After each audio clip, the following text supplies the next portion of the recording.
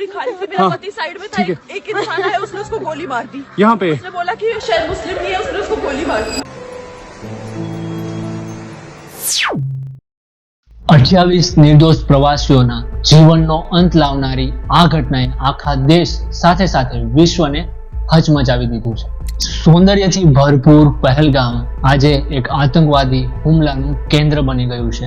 તારીખ 22 એપ્રિલ 2025 ના રોજ કાશ્મીરના પહેલગામમાં બેસરાન ઘાસવાળા વિસ્તારમાં અચાનક જ 4 થી 6 આતંકવાદીઓ ઘૂસી આવે છે અને ત્યાં ફરવા આવેલા ટુરિસ્ટ પર, પ્રવાસીઓ પર ગોળીબાર કરે છે, જેમાં 28 લોકો મૃત્યુ પામે છે અને 20 થી પણ વધારે લોકો ગંભીર રીતે ઘાયલ થાય છે. આ આતંકવાદીઓ કંઈક આ મુજબ લાગે છે. આ તસવીર તમે જોઈ શકો છો. આ બંને તસવીર હિમાનીની છે. પહેલી તસવીર જે પોતાના પતિની પાસે બેઠી છે અને બીજી તસવીર જેમાં તે પોતાના પતિને અંતિમ વિદાય આપે છે. તારીખ 16 એપ્રિલ 2025 ના રોજ હિમાની અને ભારતીય નેવીમાં ફરજ બજાવતા લેફ્ટનન્ટ વિનય નરવાલના લગ્ન થાય છે. 2 દિવસ પછી તે બધાને રિસેપ્શન આપે છે, મતલબ 18 તારીખે.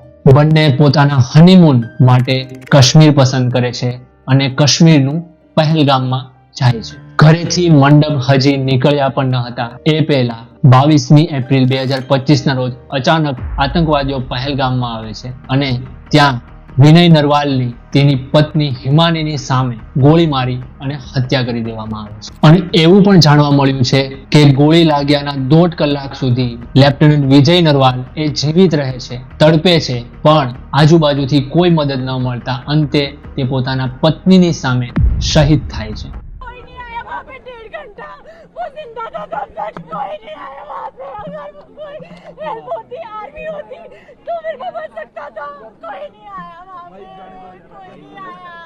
આમ વાત એ છે કે આતંકી હુમલાના પછી જે ફોટો એક્સ્ટ્રીમ વાયરલ થઈ રહ્યો છે તે હિમાની અને તેના પતિ લેફ્ટનન્ટ વિજય નરવાલનો છે. આ આતંકવાદીઓએ પ્રવાસીઓને રોકી અને તેના ધર્મ વિશે પૂછ્યું કે તમે કયા ધર્મના છો. एक ने बोला कि मुसलमान अलग हो जाओ और हिंदू अलग हो जाओ, जेंट्स को बस, और हिंदू वाले जेंट्स को गोली मार दी गन से. અને જેવું કન્ફર્મ થયું કે આ હિન્દુ છે તેને સીધી ગોળી મારી દેવામાં આવી. માનવામાં આવી રહ્યું છે કે આ હુમલાની પાછળ પાકિસ્તાનનો હાથ છે. કોમેન્ટમાં લખી જણાવો કે ભારતે આ હુમલાનો જવાબ પાકિસ્તાનને કઈ રીતે આપવો જોઈએ. આવા ઇમ્પોર્ટન્ટ વિડીયો જોવા માટે આજે જ અમારી ચેનલને સબસ્ક્રાઇબ કરો. જય હિન્દ.